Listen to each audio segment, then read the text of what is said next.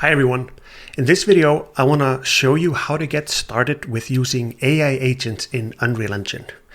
There's a lot of well-deserved hype around AI agents, all of those tools and the models that are changing pretty frequently and having a big impact on pretty much all industries that have something to do with engineering.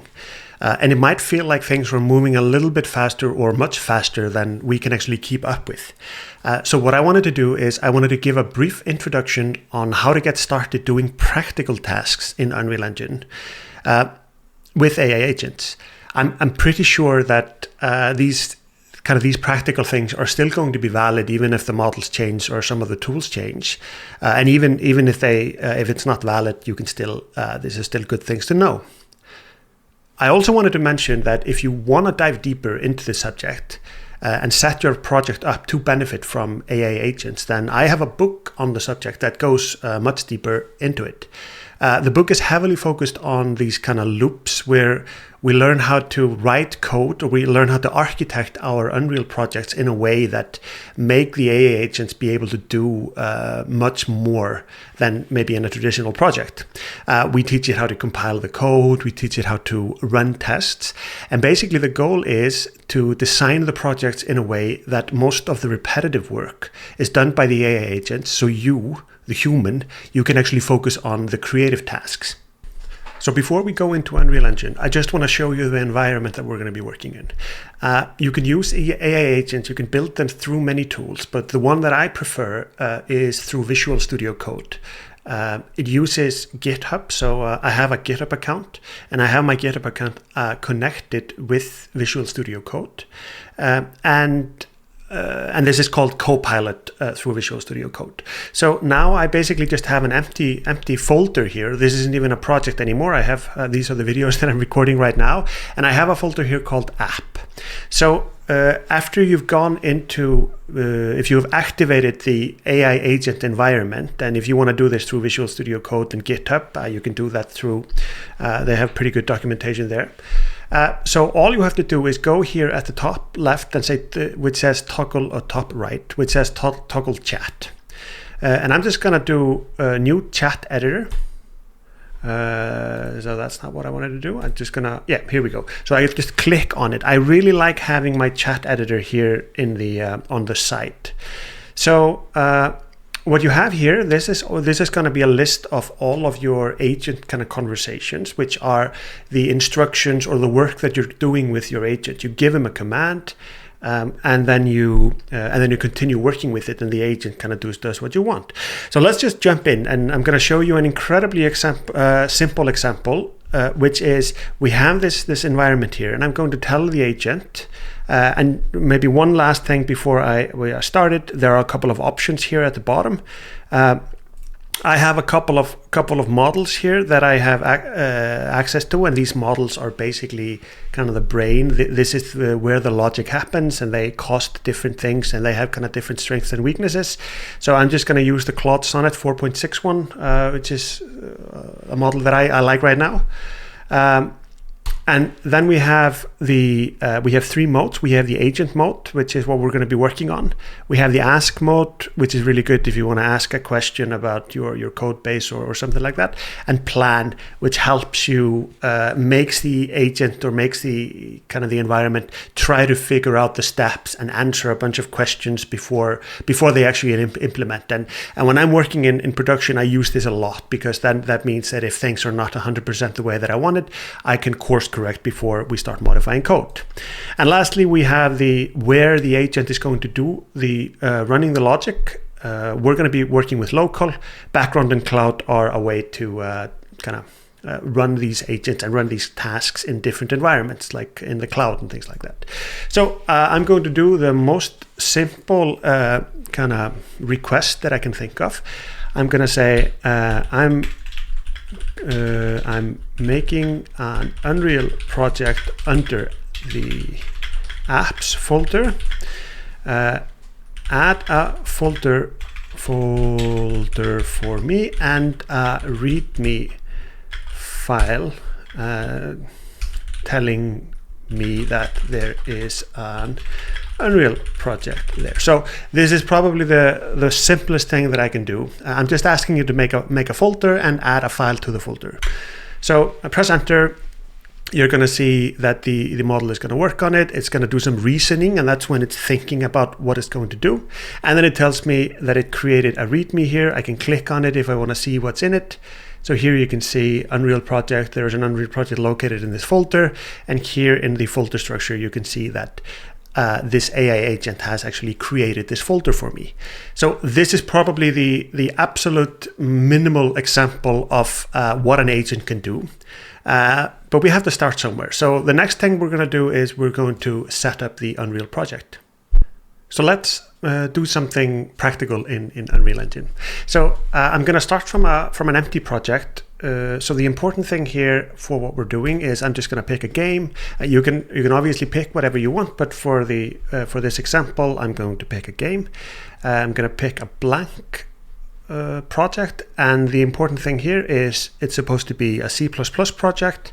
I'm going to pick the folder that was created for us. So I'm in the folder path here and Unreal project and select folder, and I'm just going to call it AI project. So now when I press create, it's going to create this project for me. So as you can see, the project has opened up and we just have this regular Unreal project. So I'm just going to close it down for now because all we really wanted, and Visual Studio as well, is that now you can see that here under the Unreal project we have all of the project files. We have the U project file, the source code is going to be in this folder here, content folder, which is going to be empty. So that's where we start.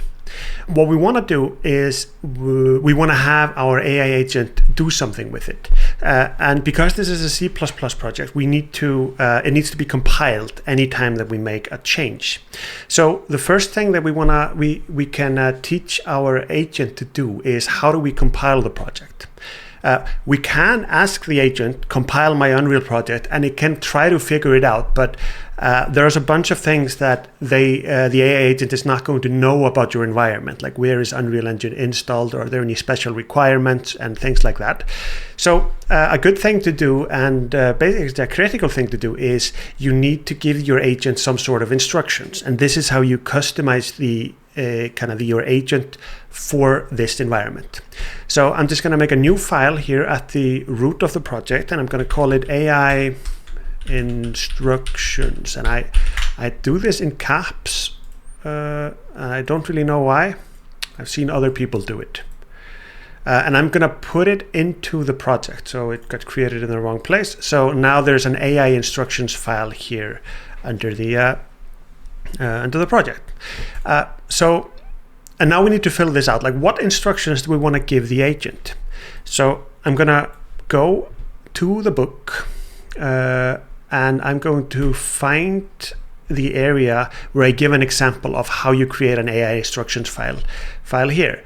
And here you can see that so this isn't following any format or anything like that. This is a markdown file, which is just a special type of text file. So I'm just going to copy this and I'm going to paste this here. And we need to make some modifications to this because our project is called something else. Our project name is AI project. We're using Unreal 5.6, and this is my absolute path on my computer for Unreal Engine 6, and this is probably going to be different on your machine. And then I have the tooling paths. I have the Unreal editor. So this is something that gets appended to this path here, and then I have the build tool here. And then I give it the compile editor target command here. So let's try this out. So I've saved the AI instructions here. So let's just see what happens. So I'm going to do the hashtag symbol, cross-tag symbol, and pick AI instructions. It's going to be first because I have it selected here. And I'm going to say read this file, compile the Unreal Engine project for me. So we're going to have it read the file, so then it's going to know all of this information. And then we tell it compile the project. And now it's reasoning, figuring out how to do it. And let's see. And here what happens is that it asks for permission to run code on your computer. And this is really good because it could be making mistakes, it could be doing something malicious. So you have to be very careful about if you allow it to actually run code. So we can take a look at what the command is. So it's running the build tool exe. It uses my project, uses these uses the settings that I wanted, and this is just a valid build command. So I'm just going to say allow, and then it's going to give me an error, and that's fine. So it's telling me the u.u project doesn't exist at this path. Let me check what's actually in the project. So it keeps thinking about this, but what's happening is that because this is the code here is running from the it's assuming that we're running the code from the root of the project, and because our AI instruction file is inside of the folder structure, searching for this U project file, it needs to do it a little bit differently. So now it figured out, okay, so you gave me a command, I'm supposed to do something, I'm supposed to compile, I have instructions to do it, but the instructions were unclear or wrong, so it figures out how to fix it. So now we can see that it has updated the path here, and it actually gets the right path. So let's see what happens here. Whoops. And now it's actually running the compile. It's running the compile, and it says compilation completed. Target was already up to date, so no changes needed to be rebuilt. And then it tells me the AI instructions has a typo listing the project file as AI playground, and I forgot. Yeah, here we go. So I forgot to change that. So now what I can do, I can tell the agent fix the instructions file, and I can say fix the instruction files because my AI agent still has all of this context, which means that everything that we've been working on so far, the AI agent knows about. So I can just tell him, I don't have to tell it directly, go fix the project file path. Like, it told me that it had a problem with the project file, so I can just tell it, okay, so go and do that fix. So here you can see that it changed one file, one addition and one subtraction. And if I take a look at the file, you can see what it wants to change here. The red is the new code, and the red is the old code, and the green is the new one. I just press keep, and that means that my file has been updated. So what we've done now is we've created an environment where we can ask the agent to actually compile our project. So just to show this in a little bit more, something that's a little bit more practical, I'm going to tell the agent add a new actor to the project, make it have a sphere as its render mesh. Also make give it a point light component above the sphere. Compile the project and open the editor for me. Let's see if it figures this out. I can't remember if so if it's not going to be able to open the editor for me, we might just have to be a little bit more explicit in the in what we tell it to do. But I have a lot of faith in this. Here we go. So now you can see that it's reasoning. It's creating a new actor here, light sphere actor. You notice that we didn't give it a name, so it just kind of tries to figure things out. And this is where you have to be a little bit careful once you start doing more complex things, because you have the more specific you are, the better result you get. So now we have the actor added. Now it compiles, and it asks us, can I compile? So we can actually allow all commands in this session, or we can allow a certain pattern. So I'm going to allow all commands in this session. You have to use this at your own risk. So here you can see that we're compiling it, and I don't know if you saw it, but there was a little bit of a flash there that showed how that we were actually compiling the code, and now it's opening the Unreal editor, and you can see that it's opening the Unreal editor here for me. All done, and usually it gives you a summary here at the end. All done, what was created, here's what was created, and run. So I'm going to go into Unreal editor that it opened up, and I'm going to go here. I'm just going to make a new level, a basic level, because I don't like the landscape one, and I'm going to go to the plus here, and let me really quickly make the UI here bigger. 1.25. Here we go. So I'm going to add my actor, and it was called light. What was it called? Let's go back to Unreal Engine to here, and here we go. Our actor is called light sphere actor. Okay, so I'm going to search for light sphere actor, and I'm not finding anything. Okay.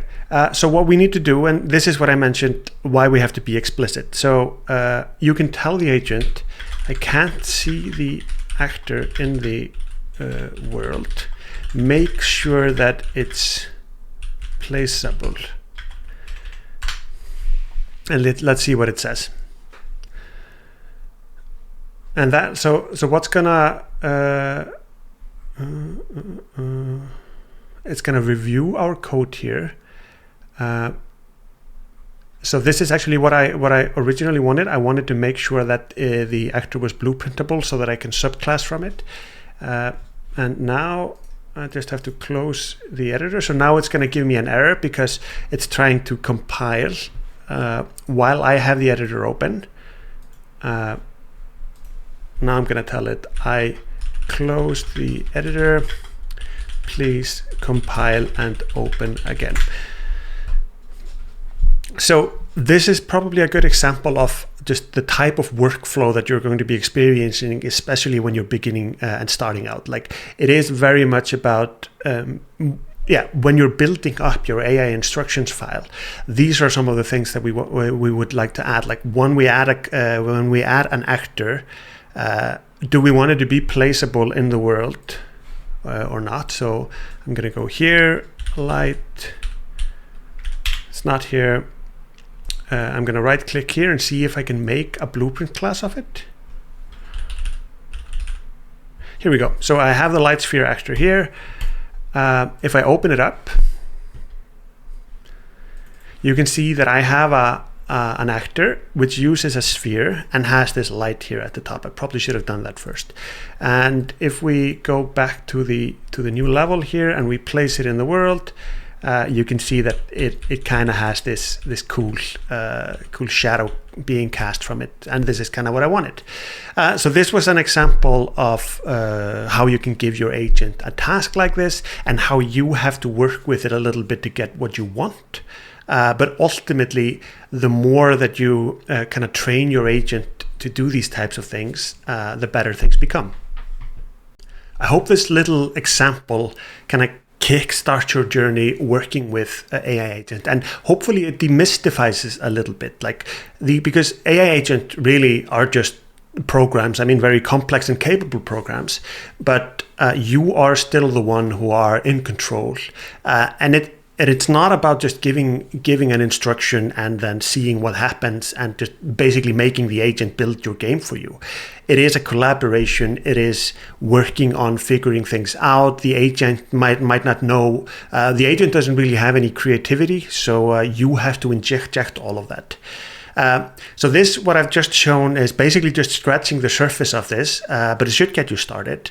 And like I mentioned, if you are interested in diving in more into this, check out my book. It's a lot more focused on automation and testing and setting things up so that the agent can start the editor, run tests, and then iterate again. And again, if there's something more that you want to learn, just let me know. I'm happy to do these videos, and hopefully you enjoyed it.